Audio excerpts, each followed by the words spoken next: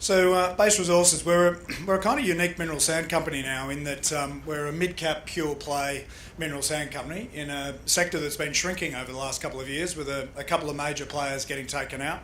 And what makes us different is we are that mid-cap player, but we've got an established profitable operation in our Kwale operation that we started operating at the end of 2013. It's got extensional potential, it's high cash flow, and gives us a really good starting point for growing the business. We've got a world-class development asset in the Toliara project we have in Madagascar that we acquired at the start of last year. Long combined mine life. We've got a team with a really good track record of project delivery in mineral sands, and the entire team that delivered Kwale is still in our team. So we're not doing this for the first time, and we have the capacity to execute well.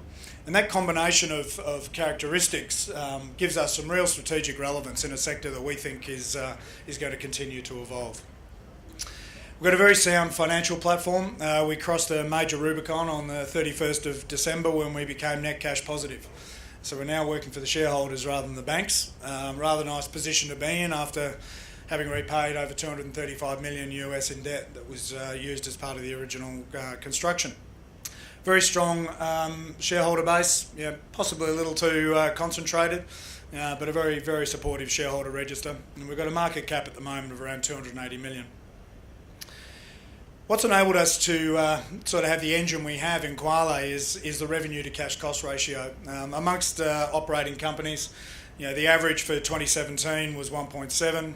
Our average in the last quarter was 2.6. We have been as high as 3. We are sort of sitting right at the very top of the pile amongst major mineral sand producers on revenue to cash cost ratio.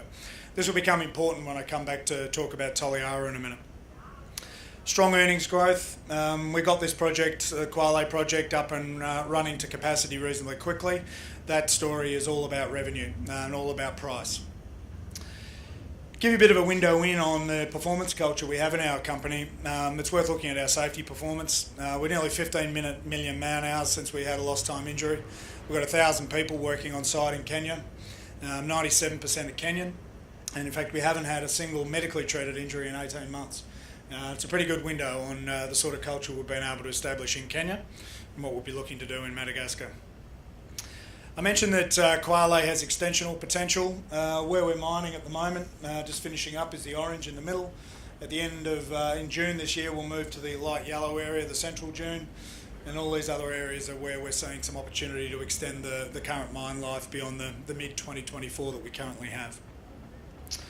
We're seeing prices improving. It's a fairly wild ride we've been on, as you can see from that, largely caused by a lack of supply, suddenly causing a bit of panic during 10, 11 and 12, and then we saw a bolus of supply coming in from all over the place that took quite a while for demand to catch up to. And now we're seeing prices at levels that make us particularly happy. Quite a few players in our sector aren't yet making great money, but we've got some good momentum around our prices, and we particularly like the longer term outlook. Hence why we'll double down on mineral sands. We did consider moving into other commodities, but we can see such strong opportunity in mineral sands that it's a place for us to be. Just want to focus on sulphate feedstocks. So this is particularly ilmenite. Very clear need emerging as far as we're concerned for new supply by around 2022, and that's a substantial number. By about 2025, there's a need for another 2 million tonnes of ilmenite. It's 2.5 times what we're looking to bring on with Toliara, so it's good market to be working into.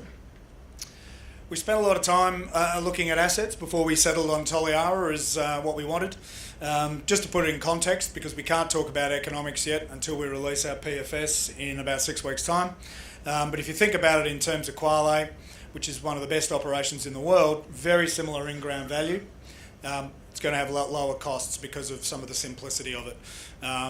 It's going to have a better revenue to cash cost ratio than Kwale. So it'll sit on the left-hand side of Kwale on that chart I showed you before. Big difference, it's more than 4 times the size. It's an absolute belter. Just turn that down. So we're in Madagascar. Madagascar's got 2 thumping big mines. One is Rio Tinto's mineral sand operation on the south east coast. The other is Ambatavi, a $9 billion nickel cobalt operation further up north. We're on the southwest corner.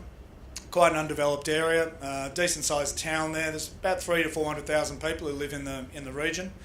Very similar logistics chain to Kwale, about 50 kilometres to port. Fully permitted for mining licence, environmental permits.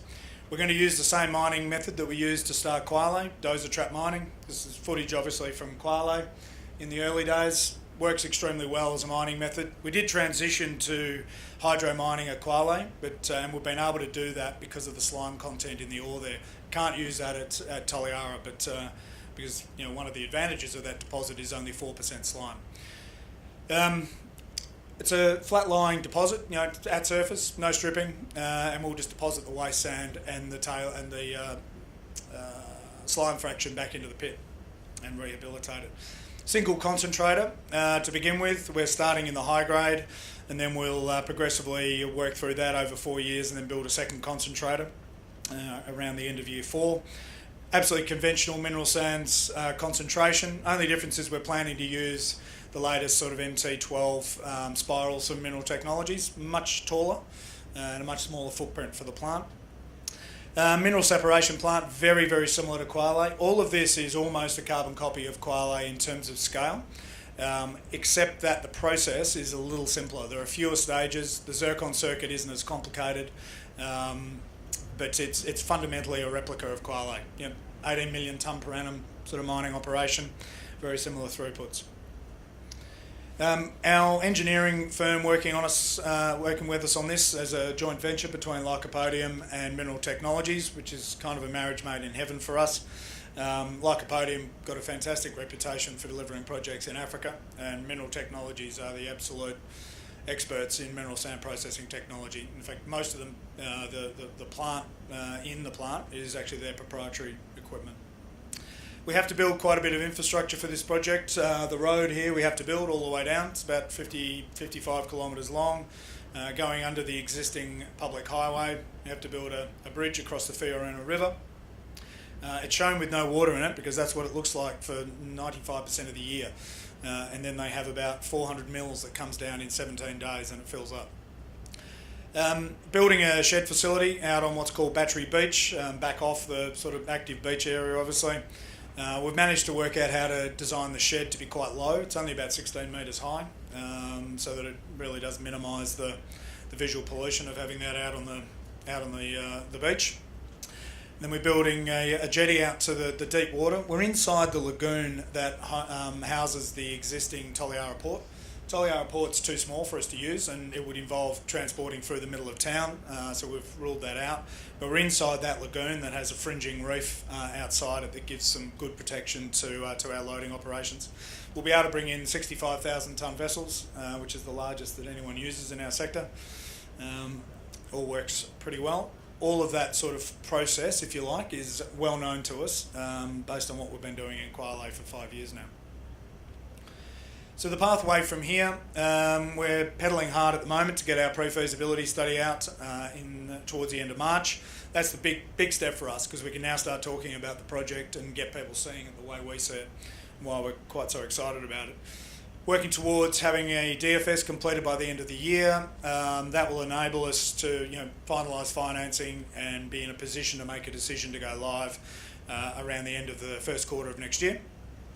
And on that basis, with a few steps probably fast-tracked ahead of that, we think we can get the operation up and running before the end of 2021, and if not, marginally thereafter.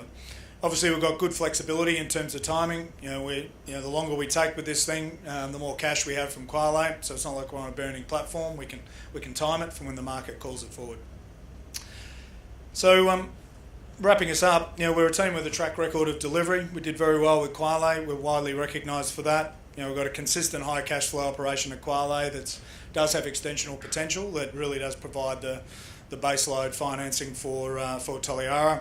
Good financial platform, improving markets. We like the way our sector looks.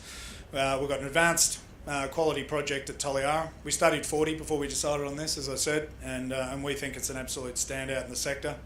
And all of that really does create a pretty unique mineral sands company that we think people will start to see the value in once we can give a clearer picture of the value proposition post PFS. So that's us. Of all the things we've done, getting that photo taken was probably the hardest. Trying to get a group of engineers to stand still long enough to take a photo, not that easy. They're in that formation for about 10 seconds. It was the start of Kwale, so thank you very much.